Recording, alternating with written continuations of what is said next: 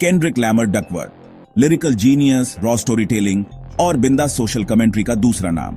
1987 में Compton, California में जन्मे केंड्रिक का फेमस होना उनकी रेजिलियंस, टैलेंट और अपने हालात से ऊपर उठने के डिटर्मिनेशन का सबूत है। वो एक होप का बीकन है, अनसुने लोगों की आवाज है और हमारी जनरेशन का एक ट्रू आइकॉन है। केंड्रिक की कहानी कॉम्पटन के दिल से शुरू होती है, एक ऐसा शहर जो गैंग वायलेंस, गरीबी और सोशल अनरेस्ट के लिए बदनाम है।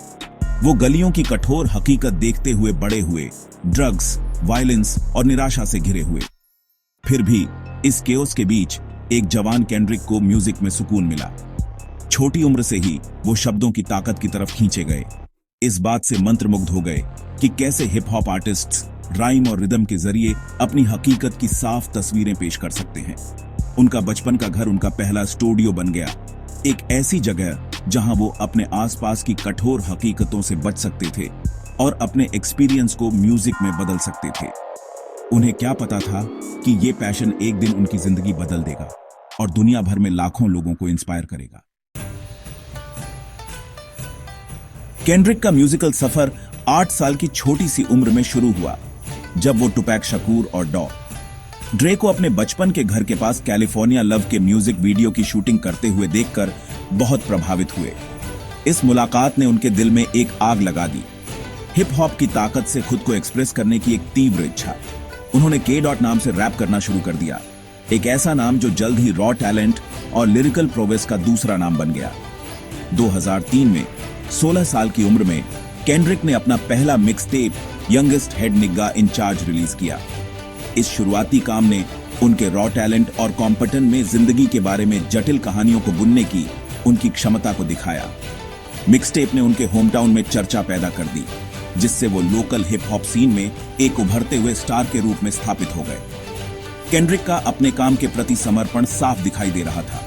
उन्होंने अपने स्किल्स को निखारने, अपने आइडल्स के कामों को पढ़ने और अलग अलग फ्लो और राइम स्कीम के साथ एक्सपेरिमेंट करने में अनगिनत घंटे बिताए। म्यूजिक के लिए उनका पैशन और उनका टैलेंट निर्विवाद था।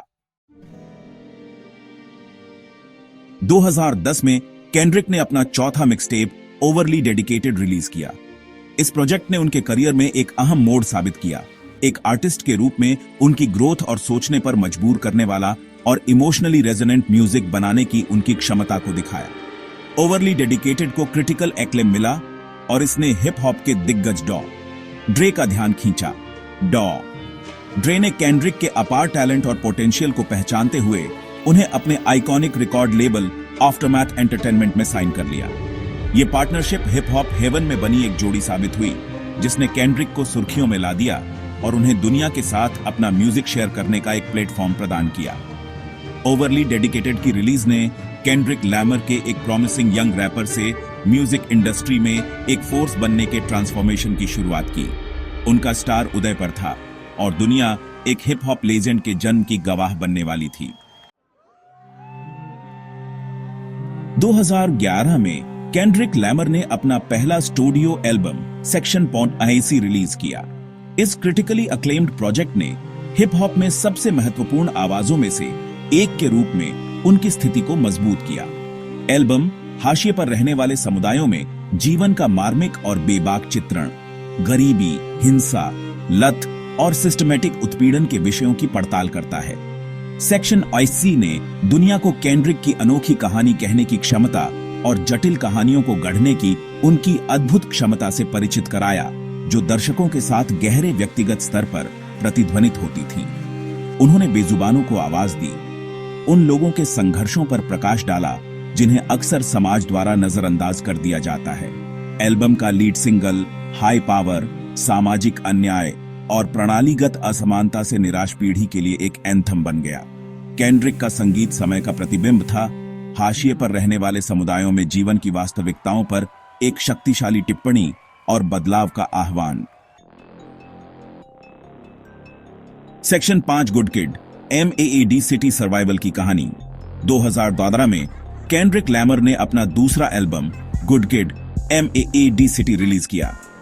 इस ग्राउंड ब्रेकिंग एल्बम, जो एक सिनेमाई मास्टरपीस है, ने एक ग्लोबल सुपरस्टार के रूप में उनकी स्थिति को मजबूत किया और उन्हें व्यापक आलोचनात्मक प्रशंसा मिली।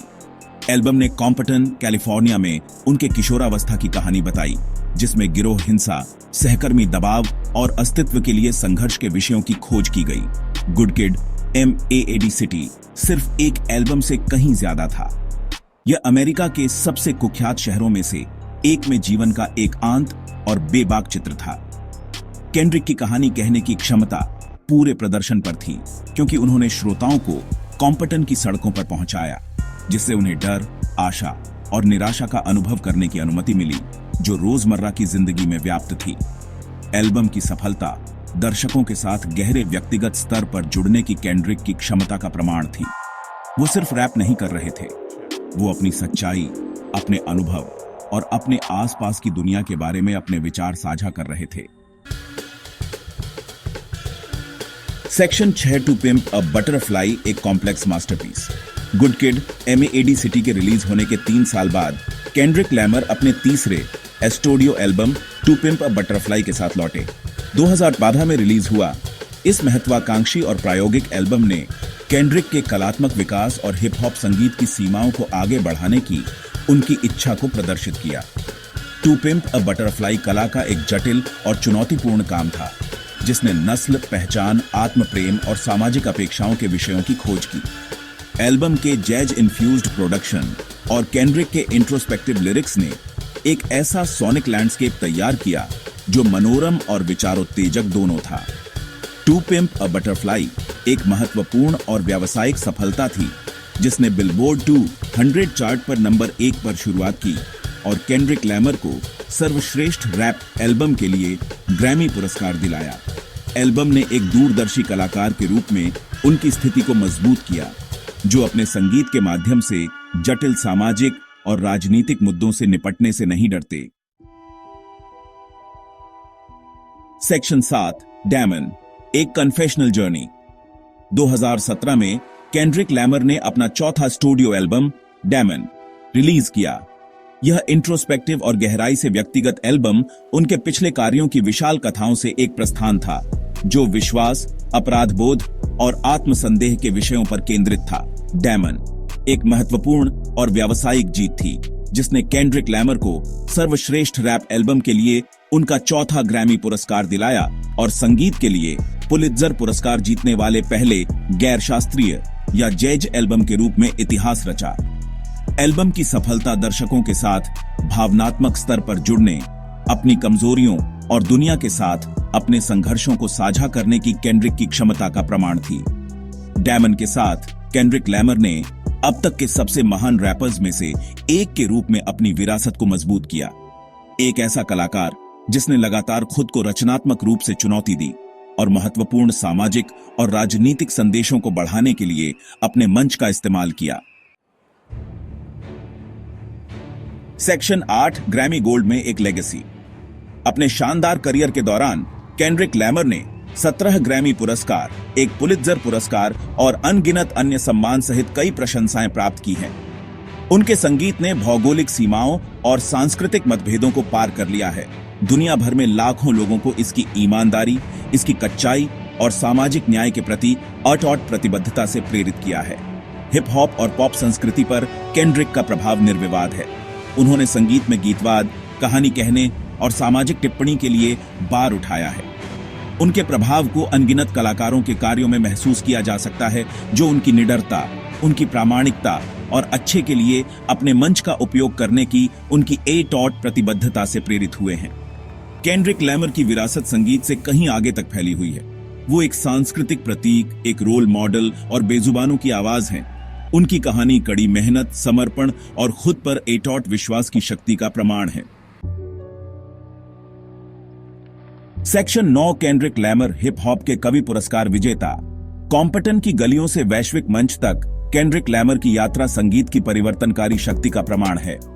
वो एक सच्चे दूरदर्शी हैं, एक ऐसे कलाकार जिसने लगातार उम्मीदों को धता बताया है, सीमाओं को आगे बढ़ाया है और महत्वपूर्ण सामाजिक और राजनीतिक संदेशों को बढ़ाने के लिए अपने मंच का उपयोग किया है। केंड्रिक का संगीत मानव अनुभव का प्रतिबिंब है, जो प्रेम, हानि, आनंद, दर्द, आशा और निराशा के विषयों की खोज करता है।